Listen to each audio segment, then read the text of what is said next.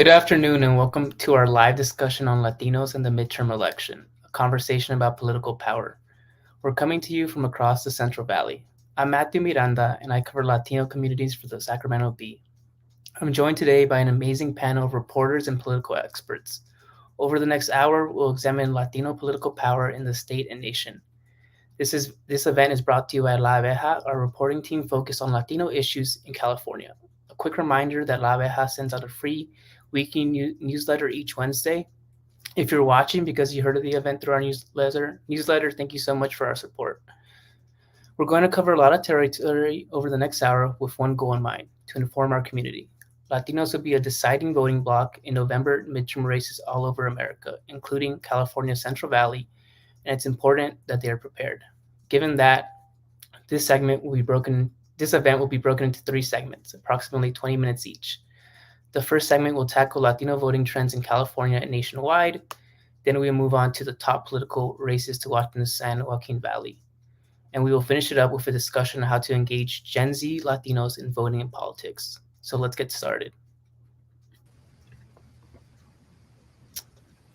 First up is Mike Madrid, co-founder of the Lincoln Project and a nationally recognized expert on Latino voting trends. Thank you so much for joining us today, Mike. Thank you so much for having me. I'm excited about this. Yeah, great. Thanks, Mike. We're going to start our questions off a little broad before going to that California focus.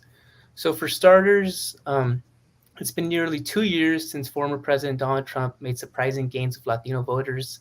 Since then, there's been constant discussion of if Latinos are continuing to shift right, and if so, by how much. The data remains mixed across the nation, but what are you generally seeing, and how can this trend differ depending on what part of the country we're talking about?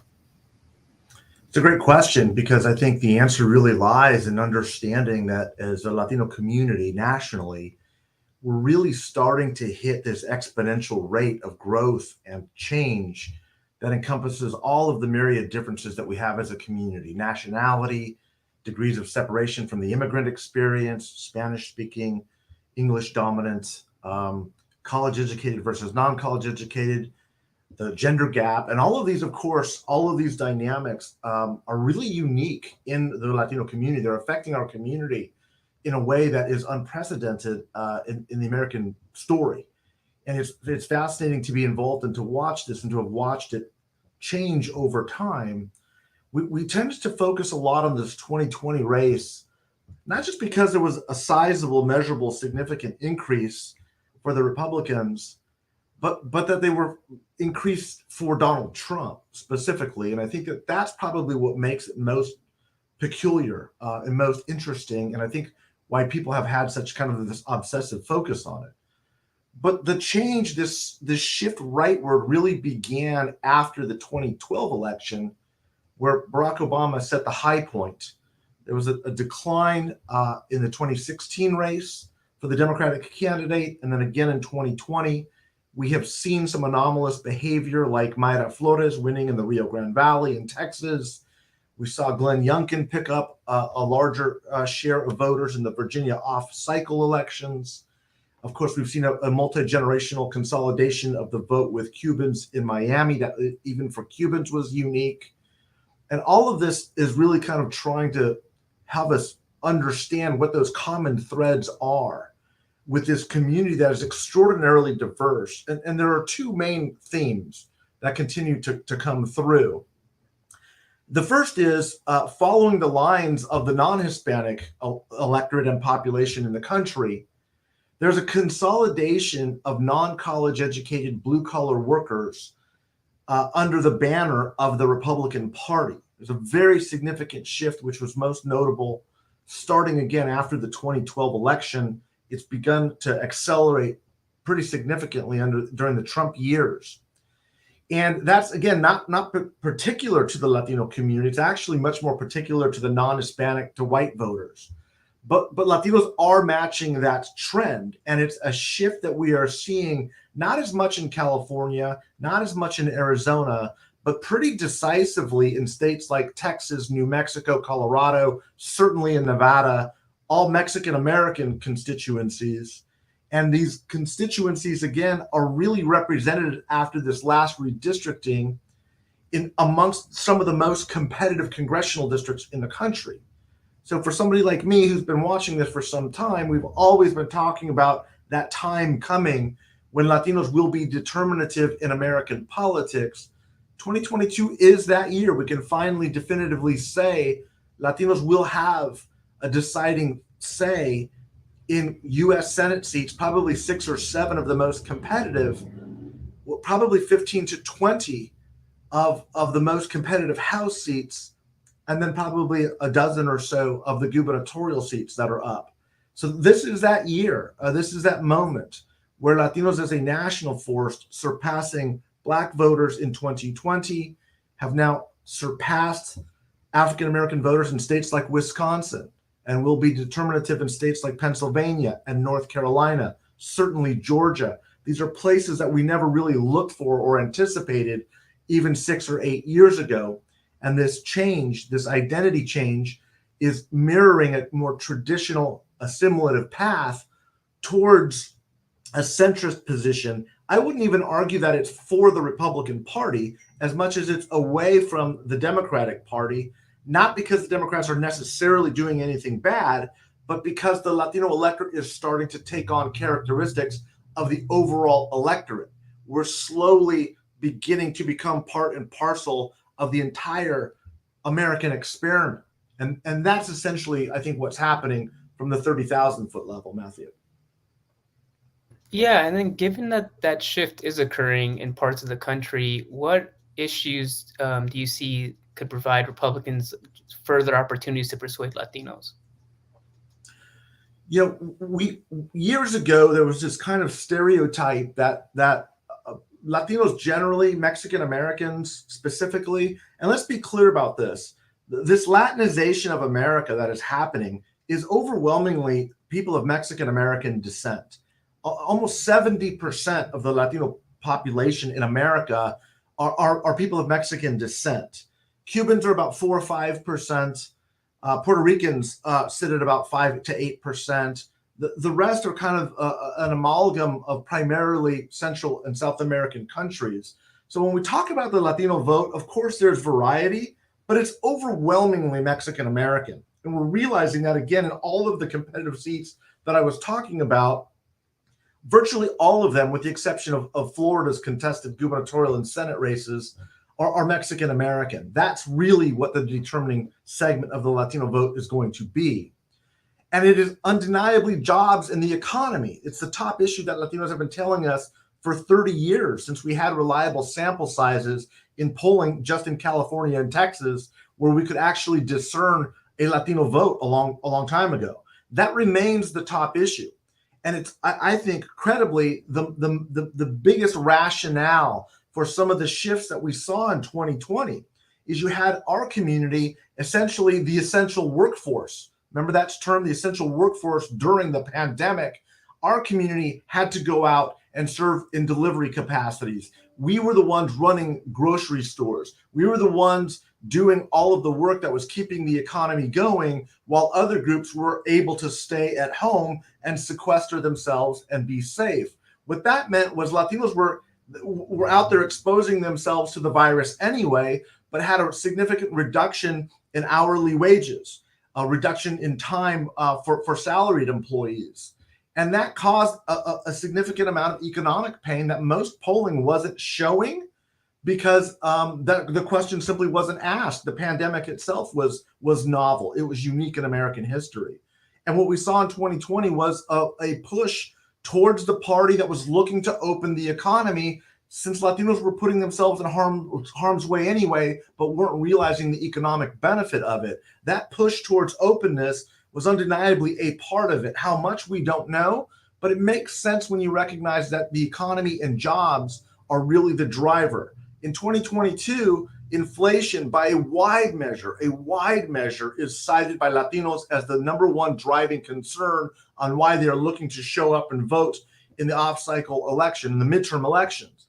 Again, it's the economy, and the Republican Party, while I think defying conventional wisdom on this, most people don't really view the Republican Party as the party of the working class, is increasingly being viewed by the overall electorate. I mentioned earlier, there's a consolidation of blue collar workers, of non-college educated workers. This essential workforce is the fastest growing segment of the workforce in the country.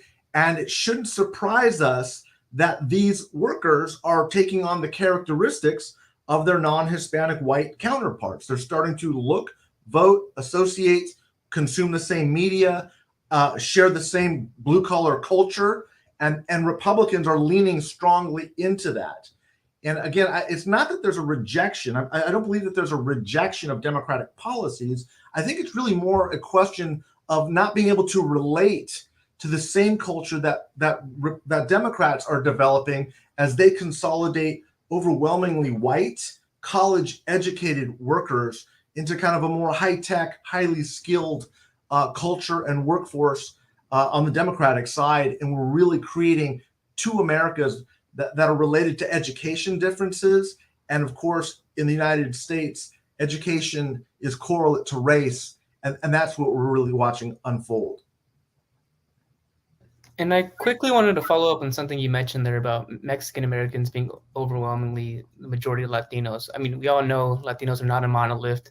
Can you elaborate on why, for example, Latinos of Mexican descent might differ in their voting compared to Latinos descending from other countries? And are there certain states or areas in the nation that illustrate those differences? That's a fantastic question. And what we finally have data now to kind of look at primarily the Southwest, and at least a history going back from the mid 1990s in California, Arizona, New Mexico, Texas, where the sample sizes are sufficient to give us a really scientific look at the trend line of voting changes with Mexican Americans. What's really important to understand is for older people like me that remember the year 1994, the, of course, pivotal moment was Proposition 187, Governor Wilson, which catalyzed a Latino voting bloc. We say a lot that the Latino community, the Mexican American community was very, it's not monolithic, but the truth is for 30 years, we have voted largely as a monolithic voting bloc. There's a lot of diversity in virtually every other way, but in our voting, we've been overwhelmingly voting for the Democratic Party. Now, a lot of that has to do with the migratory experience. That's not different from virtually any other group that has come to America for economic reasons, for aspirational middle class reasons, looking to America for a better life. There are differences, for example, the Cubans who were forced out of Cuba that were fleeing communism. We're seeing that with Venezuelans leaving the Hugo Chavez regime and leaving socialism. We've seen it with the Vietnamese, especially in Orange County, that were fleeing Vietnam, fleeing communist regimes. But those tend to be very small diasporas. Once we being Mexican Americans come generationally, we have looked to follow a typical assimilative pattern where we're Democrats overwhelmingly as first generation, those that have come here and made America their home. Their sons and daughters tend to mirror that same pattern. It's not shocking if you look at the California legislature, for example, Latina members that are the sons and daughters of immigrants are some of the most strident Democratic partisans. That's a very typical assimilative pattern. But their grandchildren is where we start to see this movement away from the Democratic Party, not necessarily towards Republicans, although that's happening, but to disaffiliate with both major parties. In fact, the fastest group that is disaffiliating with both Republicans and Democrats in California are Latino voters.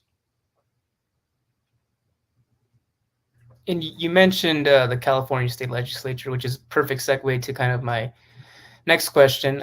So the first two Latinos were elected to the California state legislature in 1962, and then in 1973, what is now called the California Latino Caucus was formed.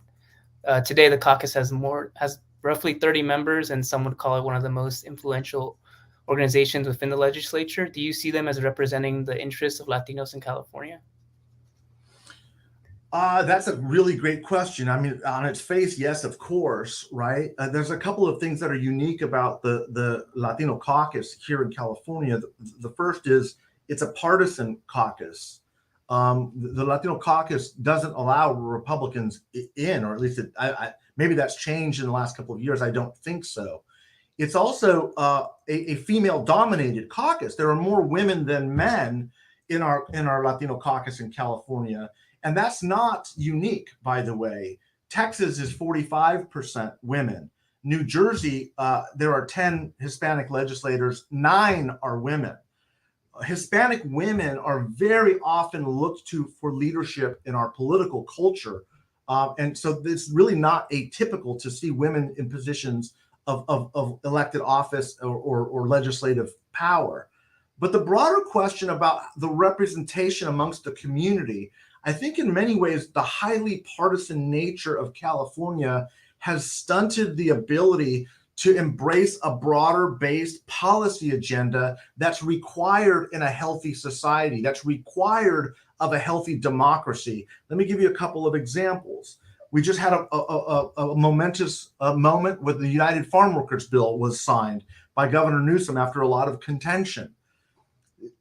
The narrative that farm workers are what Latinos are has become almost a defeating caricature politically. And that may shock some people, but 98% of us have never had that experience as farm workers. And that's not to take away from the symbolism and the importance of that movement. But when Latinos are the highest percentage of our poor, the highest represented in the income inequality problems that we have, the most likely as a percentage to go to prison, suffer amongst the 4 major ethnicity and racial groups in California in terms of student performance, by virtually affordable housing. We could talk about housing issues, how we are disproportionately impacted by housing, how we are disproportionate by a wide measure in the service economy. In other words, we are increasingly the servant class to a growing and wealthy non-Hispanic, upwardly mobile white and Asian class. These are questions that really should be challenged by our legislators, and you don't hear anything about that. You may hear some of the typical sort of partisan elements to that, and these are conversations I've had with a lot of our members. Alex Padilla and I have been talking about these for 10, 15, 20 years. A number of the Hispanic caucus members, this isn't new. This isn't an offensive thing.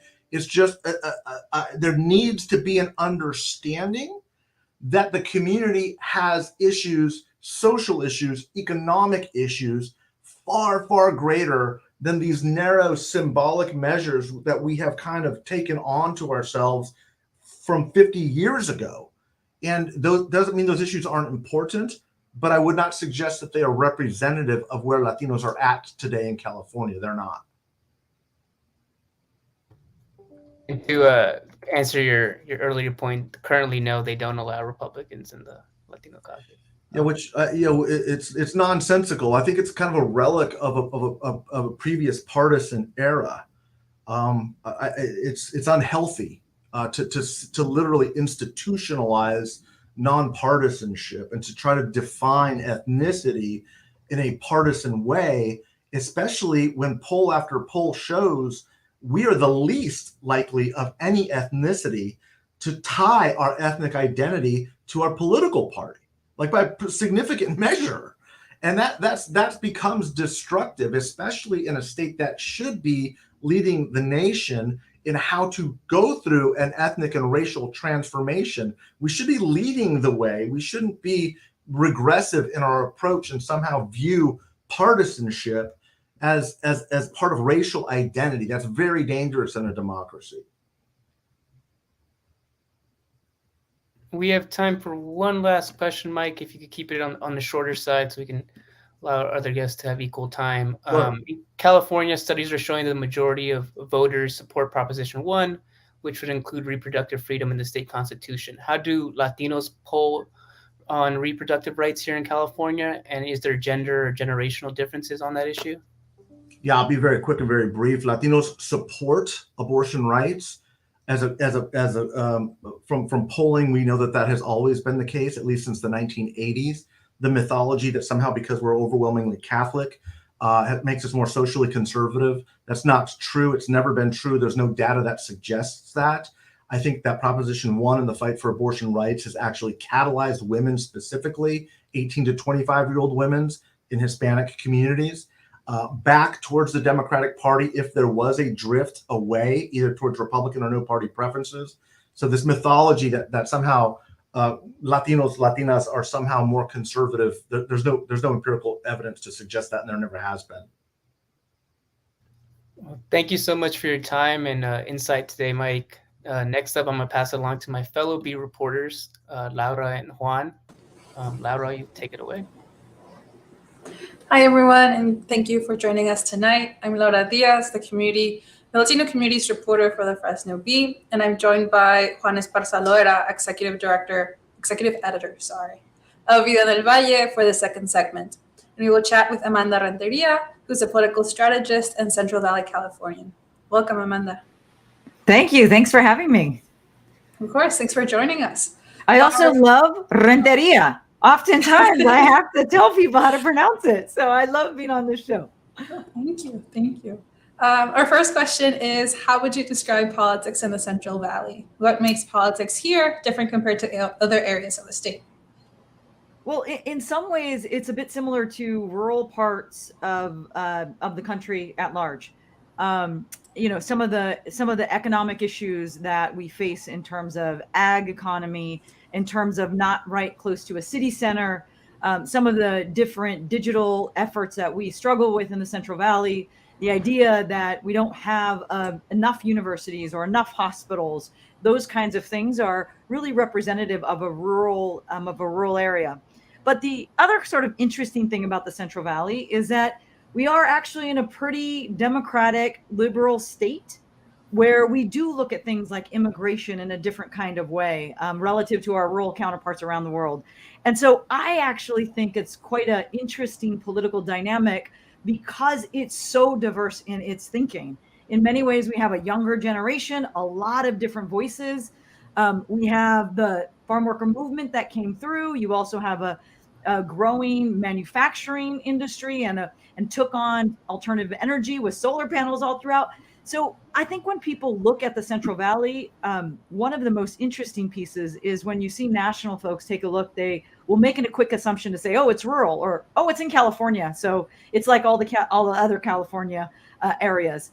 And I think we are so uniquely situated because we have all these different voices and different now growing political power happening in the Central Valley that I think it has become a microcosm of taking a real look at Latinos and what it means and how the Latino power has or hasn't evolved in the Central Valley is a real lesson for all other places as well. Because I think it's been a long time where folks haven't really dug into the Latino vote in the Central Valley, or for that matter, nationally, which is a lot of what we just heard from Mike about. Yes, Amanda. Second question is, for years, rural cities in the Valley have been good about electing Latinas and Latinos to city councils and school boards. However, it has been a bigger struggle when it comes to boards of supervisors, despite overwhelming Latino majorities in all Valley counties. The governor signed legislation establishing a Citizens Redistricting Commission in Fresno and Kern counties, meaning the boards of supervisors will no longer decide the district limits, but the community would. Is this something that should become common in other counties? Absolutely. I think one of the reasons for that one is because of the money you need to raise. And it is harder for women, for people of color, for folks who aren't usually the normal traditional view of elected political power in the Central Valley. And so in order to actually take the leap from local races to your bigger races, county, Congress, statewide, you really do need to have those resources. And it means that people have to see, not just here in the Valley, but around business interests, et cetera, be able to fund and invest in those candidates.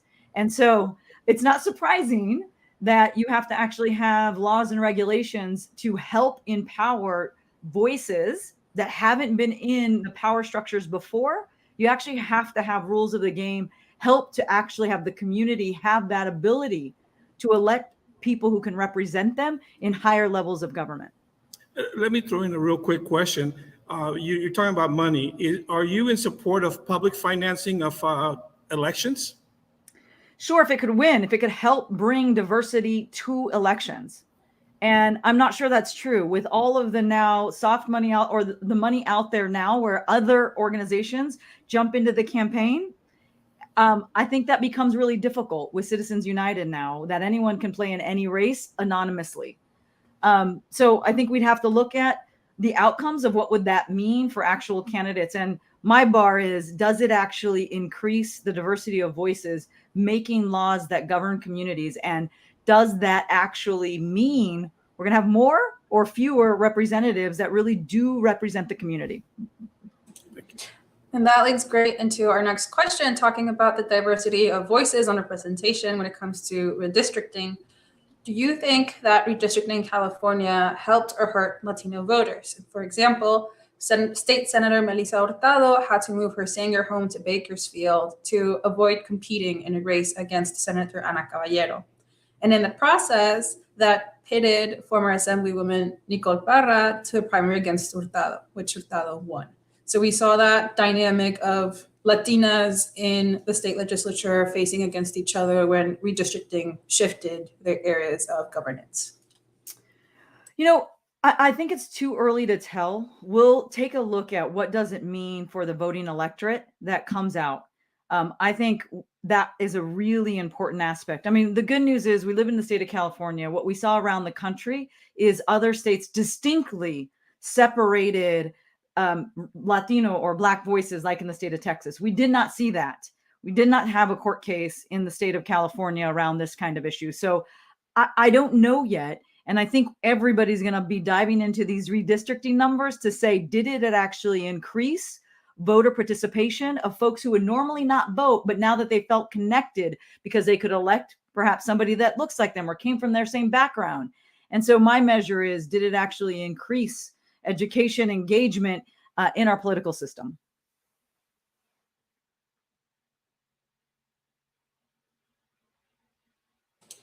Oh, Juan, I think you're muted.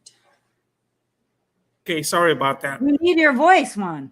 Okay, I figured you could read my lips. So anyway, another specific race in the Valley is that in the 22nd Congressional District. Polling shows a close race between incumbent Republican David Valadao and challenger Rudy Salas, a Democratic Assembly member. What does the winner of this race need to do to win? And is this the race to watch in the Valley? And why would it be the one to watch in the Valley? I think it's not only an important race to watch in the Valley, but really around the country. And the reason is there's only 9 races where President Biden won and a Republican actually won that seat.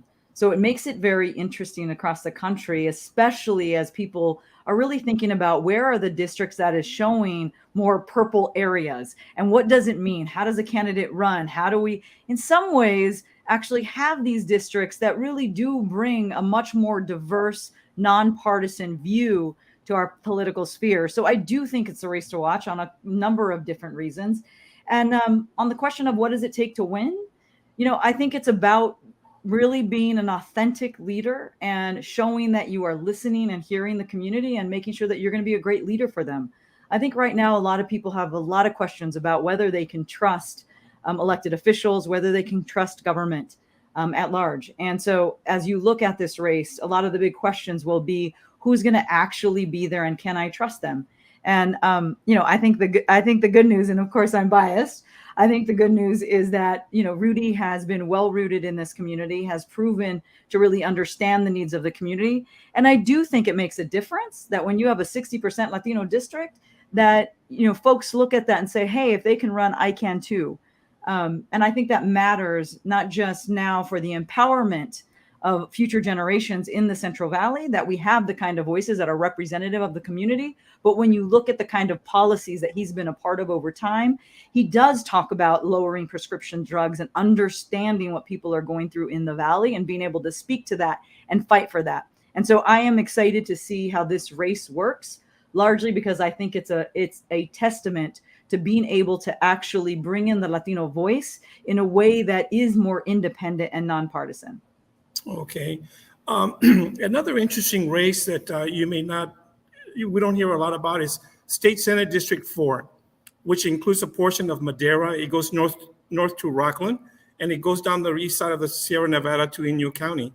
This is a district that would normally be an automatic win for the Republicans, but 6 Republicans ran in the primary against 2 Democrats. And the 2 Democrats, including Marie Alvarado Gil, made the November runoff.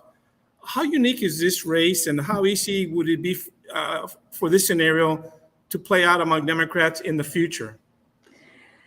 Again, this is one of those that folks are going to take a real look at what the numbers look like. I think it's really tough in general in a midterm, because usually what happens is your primary actually helps get voters out. So if you have 6 Republicans running, it actually does engage a voter population, whether it's a competitive race on the Democratic side or the Republican side. It really does engage new voters. And so when all of a sudden you bring those votes together, what you might actually see is even a higher number of Republican votes. And so it does make it hard. Even if a Democrat squeaks into the top 2, it makes it hard because there's been some engagement on more Republican voters. And that's to say, one of the key pieces about elections is never forgetting that everybody knows you're going to come into the last 2 weeks. But what did you do in those early days? What did you do in the primary and all the way through? And what did party apparatus or voter education groups do during that period of time? Because that really is how you get the multiplier effect at the end to win a race. And so in this case, you had 6 races, that means, or 6 Republicans, that means there was a lot of fostering of votes within the Republican Party and engaging people. Noted. And talking about Democrats in the Valley, but in a different race, 2 of them face each other for the 35th State Assembly District in Kern County. Supervisor Leticia Perez faces Jasmine Baines, a family doctor. Should Perez win, along with the 2 Latinas incumbent for the state Senate, that would give the Valley at least 3 Latinas in Sacramento. 4 if Esmeralda Soria also wins the 27th Assembly District, and 5 if Alvarado Gil also wins the 4th Senate District, which we were just talking about. Why do you think more Latinas are getting elected into office, and what perspectives do they bring to the table? So I think it's about time. When you think about how long Latinas have been in the Central Valley, when you think about the power structure that Mike just talked about Latinos make a lot of the decisions at home and running things and what are the bills? No disrespect to my Latino counterparts, but we've largely been behind the scenes over and over again. And I think what has happened in our new age, what has happened really since 2020, since 2018, we saw nationwide women say, wait a second, I think I can run. And then in 2020, you saw women win, and then you saw them govern. And so it's not surprising that in 2022, Latinas really all across California, but really all across the country began to say, hey, why not me? And that particular piece is exciting. And it's almost coming at a time where people are coming, where the Latino community is coming to its own power. And Latinas themselves are both seeing their voice as women and Latinas being an important place at the table. And I'll just say, a lot of this conversation about reproductive rights simply validates that path and that road. So we didn't see it in 2022. I suspect we would have seen it in 2024 or 2026, or maybe we will just start to see that the tipping point has now shifted in a true way to women of color, Latinas all across the country. Thank you for that answer. Speaking about Latinas, women in government, and chatting about these specific races, we now have a community question from Blanca Ojeda in Merced. And she asks, what are the top 3 races you believe are of most concern for Latino voters in the Valley? I'd say interesting. I think and it's probably going to be a little bit of a surprise because I do think it's the Salas and Valadeo race. To have the first Latino in Congress be able to speak about Latino issues, to be able to talk with what does rural Latinos think about these federal laws that are happening, I think will actually shape our lives quite a bit. And again, I'm probably biased because my experience was in the United States Senate. And I do know when we were having conversations about whether healthcare should be part or whether maternity care should be part of the Affordable Care Act, I remember looking around and saying, where are my women, right? There weren't very many there. And so I think about how much more we need to do to make sure women's issues are broadly looked at nationally. And so that's a really important one, that Latinas have a say there, that Central Valley Latinos and Latinas have a say in Congress. I think the other races that are really important is when I think about Esmeralda Sorio's race. Again, it's given the experience she has had at the local level and then moving into the assembly. I think again, that's a really important piece to connect what is happening on the ground to what is happening in Sacramento and the richness of that importance in the Central Valley. And then I'd say the Hurtado race is also really important because of the generation. She is viewed as a younger generation, a younger voice, and to be able to hold that seat and for her to continue to grow as an elected official, I think is actually a model and a path for young folks, even younger than her, to continue to raise their hand to enter into politics. Because that's really changing it, is when future generations see themselves in being able to write our policies and being at that table. Thank you. We have a question from Adam Sawyer from Santa Clarita. He asks if you think the Valley has reached a tipping point in terms of Latin political power, reaching its potential and possibly turning the region purple. I actually think it is purple. I think it has been purple. And I think it was, for a long time, it's been purple. And I think what needed to happen was people needed to see they can vote and they can win. And the importance of what you were talking about before in terms of winning these local races, in terms of seeing a city council that all of a sudden had a Democratic flip or it goes back and forth, is giving some hope that either party can win. And I think there is that real belief now more than ever before in the Central Valley. And that will be further validated with some of the redistricting that happened that will show, hey, folks can now have a voice regardless of which party you are. Because I know when I grew up, I remember being told, don't ever run as a Democrat because you can never win. I don't think anyone would say that today. And so we've made very big strides. But I think what you would hear in the Valley, and you've heard it for a while, is either Republican or Democrat. And I'll say this, the independent, nonpartisan, not Democrat, non-Republican is really growing, particularly within the young voters. So it is, in my mind, and has been purple for some period of time. Okay. We've been talking about 2020. We're talking about 2022. I'm going to ask you a question about 2026. Okay. Can you look ahead that far from now and identify some Latinas who would be good in the role of governor? Shoot, you can look at our state senators. You can look at actually our congresswomen as well. I don't know how many are going to go back and forth. I think only because I saw her and bumped into her yesterday or last week in the White House, Nanette Barragan is doing some amazing things in leading the Congressional Hispanic Caucus at the federal level. I think former Representative Lorena Gonzalez is doing some really incredible things in the labor movement and has really been working in that space. I think we are seeing a good number. Eloise Reyes, like I could go on and on. The question is going to be whether these fantastic powerhouse Latinas really want to take that role, right? Because we are now in positions, in organizations, in business, and in political power where people are really effectively using their platform. And the question is going to be, do I want to try for that next step? Or do I believe that right now I can uniquely really influence political discourse, political laws in the space that I am in? And so that's why it's so incredibly important for people who are watching, get in, because we need a lot more voices so that people can move in different directions and make sure that the Latino voice is at every table talking about political power. Okay. I'm going to ask you one more question about candidates. You were a candidate in the Valley a few years ago when you lost to Valadeo. You have any interest in returning to the Valley and running for public office? God, I love the Valley. I love the Valley, and it broke my heart.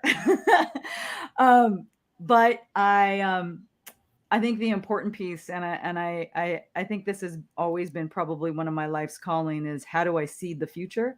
And I'd like to think that the future is well seated in the Central Valley. for so many fantastic leaders that are already there in wonderful positions of power that I hope I can help in some way really move to higher levels. And so would I ever do that? I don't know. But what I do know is I'm certainly not done trying to make sure that we have voices that really, truly reflect the community and who are able to deliver for the community as well, so that people see themselves as leaders in all kinds of different, not just in politics, but business. And now I'm in nonprofit.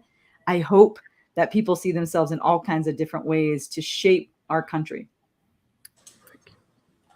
Thank you, Amanda, so much for your time tonight, for everyone who's tuning in. And with this, we fall into our next segment, presented by Melissa Montalvo and Adam Eckelman, fellow Fresno B and Modesto B reporters. Here's Melissa. Thank you so much, Laura. Tonight, we're joined by two very special guests for this final conversation about Latino Gen Z voters. I'll start off by introducing Yami Rodriguez. She is a CSU trustee, a trainer consultant with the Youth Leadership Institute, as well as an advisory board member of HOPE, Hispanas Organized for Political Equality. She's also a 2019 James Irvine Foundation Leadership Award winner, a first-generation college student, and the daughter of Mexican immigrants. Welcome, Yami. Thank you. Hand it over to Adam to introduce our next guest.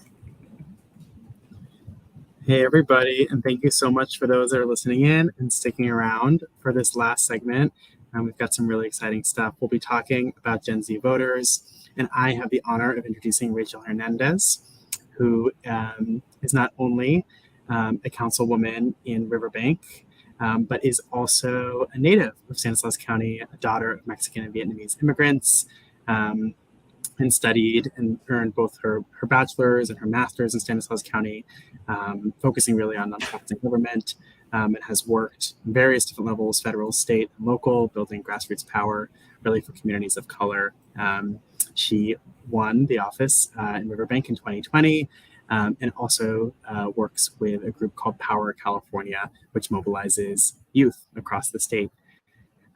So with that, I want to kick us off with the first question, and I want to ask that question first to you, Rachel.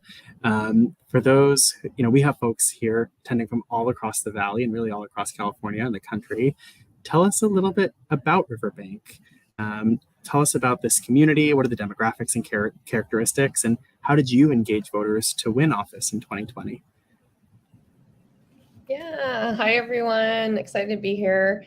So Riverbank, I usually have to say it's adjacent to the larger cities that are around us, because it's a city of 26,000. So it's a little bit smaller, one of the smaller cities in Stanislaus County, but still such a, I think it's like the epitome, of what we see in the Valley, because it is, like Amanda was mentioning, there's 60% Latino, a majority Spanish speaking.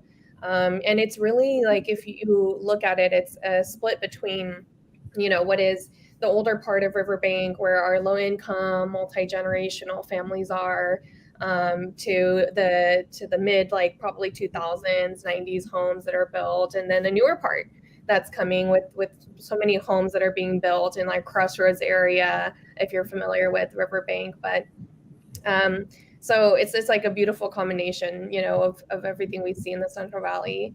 And in 2020, I ran peak pandemic, peak wildfires, peak, everything. And still like wanted to dedicate myself to truly like grassroots campaign. So I went out and was able to, we're district wide, so it's split in 4 districts, Riverbank is. And so I was able to knock on every single door in the district and talk to everybody, or talk to, whoever would answer. And I was surprised most people did. And I don't know if it was, everyone's really was needing that interaction through COVID or what it was, but people wanted to be heard. And I was surprised because, as a candidate, you build your platform for what you want to run on, but most people wanted to be heard, and I felt like that was really my forte with being empathetic and connecting with people. So I was able to do that, and I grew up very close to the Mexican side of my family, so speaking Spanish, and when when you're able to connect to people in their language, it's a whole other level of comfort. And so, though not everyone could vote for me in the home, they feel like I'm going to get my comadre to come vote for you. I'm going to get, my family to come support you and hear about you. So it was truly about connection and relationship building. Thank you so much, Rachel. I'll turn it over to you, Melissa. Sure. Thank you. This next question is for Yami. First, can you just walk us through Gen Z? How do they differ from other generations, and how do you define them? Thanks so much for having me. Very happy that these conversations are happening because they're so important, especially when we're trying to encourage our young people to participate civically. I know being able to work with young people through Youth Leadership Institute, I've worked for the organization for 13 years, and I've just seen this incredible thirst that they have to engage. And the Gen Z population, they really concentrate on genuineness. So are you authentic to them? They don't want to be sold on anything. I think we need to realize too that the older Gen Z is about 26 years old this year. So, these are young adults that are really wanting to engage, but are our communities, are our cities really authentically opening spaces for them to civically engage? And are they creating opportunities for them to publicly participate?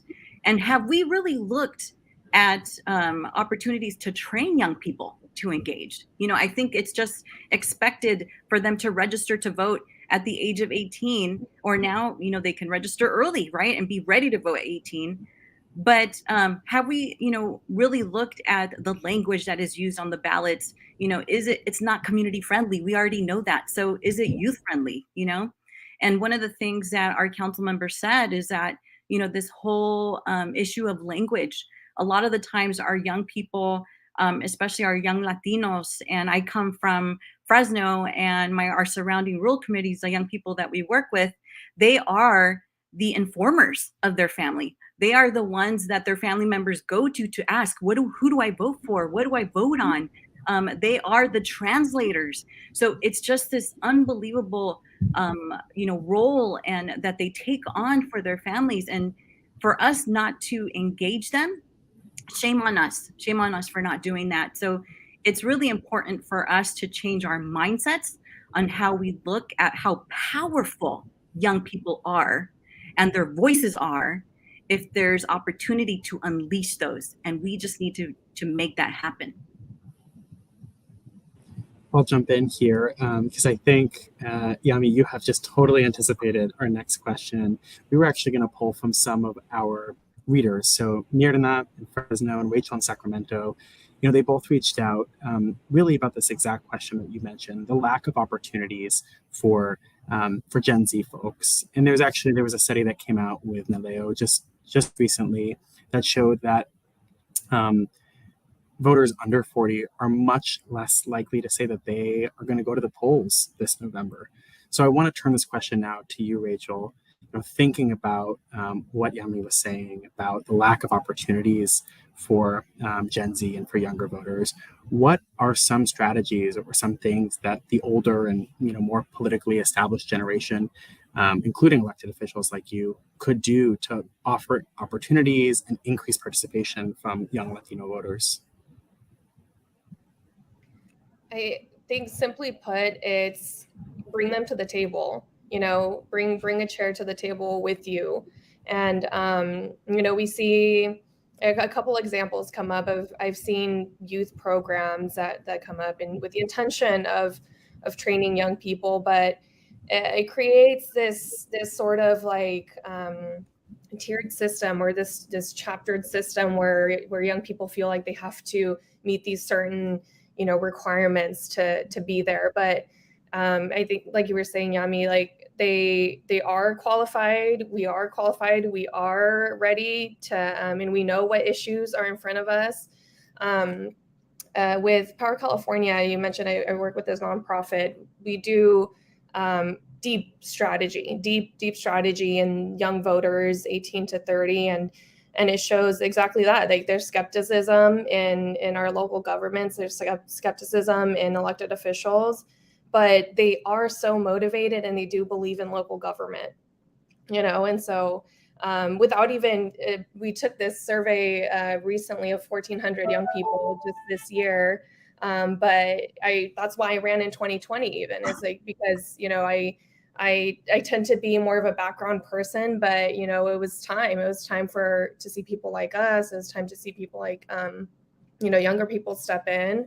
And so I think it's as simple as that. It's bringing a seat to the table with you and trusting that, you know, these young folks know what's best for them and what kind of policies are needed, and that historically we haven't had young people at the table, and, you know, we're facing the issues that we're facing, and there has to be some kind of connection between that. So I'm excited to be serving and be working with an organization that really trains up these organizers to their fullest capacity by having those seats at the table for them.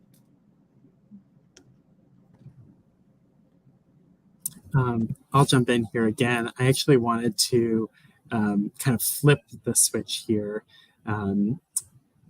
What, Yami, do you think politicians have been doing wrong? I mean, we said bring folks to the table. Can you give some examples, maybe even some specific examples of where you've seen folks maybe disregard or take the young Latino vote for granted in the Valley or even in California? Mm-hmm.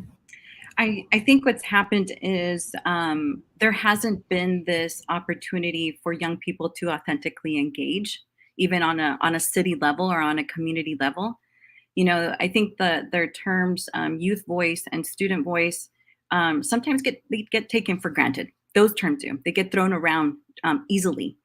And, you know, one thing is really having young people, you know, participate and engage and be listened to. So, you know, you can bring a chair to the table, but if you're truly not listening to that young person and you haven't really made sure that they are part of that decision-making process, then you're not authentically engaging young people.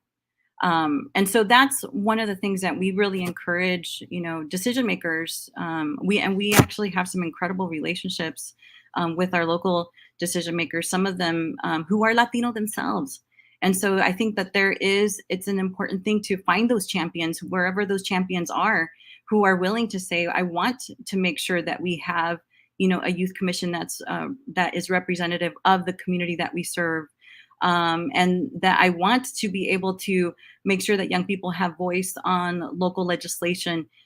So it's been refreshing to see those local electeds here in Fresno that are saying, I am willing to work with young people to do that, and not just tokenize them. So I think, you know, we have to call that out when young people get tokenized, but we really need to make sure that we're doing it in a genuine way. Yami, I'll come back to you for the next question. A couple of readers had a few questions about Latinos and educational attainment. So given your work with the CSU system, just what do you think, what is your read on why Latinos are still lagging behind in educational attainment, and what can be done to improve their outcomes? Mm-hmm.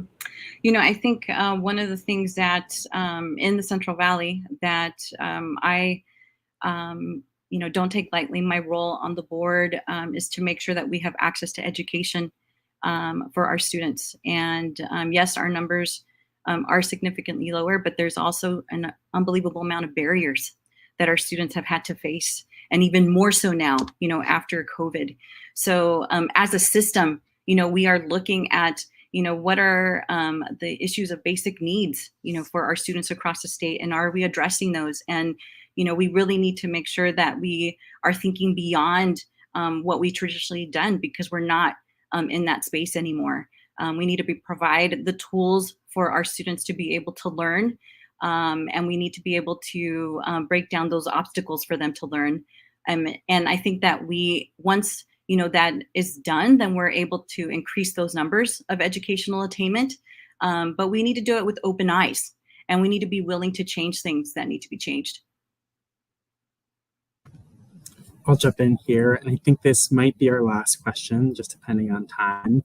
And I want to go back to the La Abeja readers, the folks that have responded to our newsletter and submitted some questions. So I want to call out Eric from Los Angeles and Alfredo from Merced, and they both expressed concerns really about the persistence of misinformation, particularly among Latino voters and definitely among Spanish speakers who sometimes have fewer resources to navigate what is and isn't factual. So this is a question for you, Rachel, but I'm kind of thinking as a councilwoman, how do you combat misinformation? What strategies have been successful? And if you have any examples, what have you seen that's been great from other city council members or from other folks in California? I mean, it's tough. It's tough when all of us live, digitally and basically online, and especially when Amanda made a point, or Ayami, you made a point earlier about young folks being basically the resource for their families. When older folks who don't know how to navigate what's true and what's not online too, it's difficult. But when it comes down to it, I think local governments, and I'm gonna, call myself out here and call out all our local governments out, that we need to do a better job of investing in communications. We need to do a better job of investing in different levels of communications for our families and for folks in our communities. So I think the best way to do that is to build relationships, with your local governments, because they should be and they will be available to connect to, and the trusted sources too. I mean, the nonprofits and the community-based organizations that exist in the area. And I just think that's always like the foolproof way to be able to get accurate information.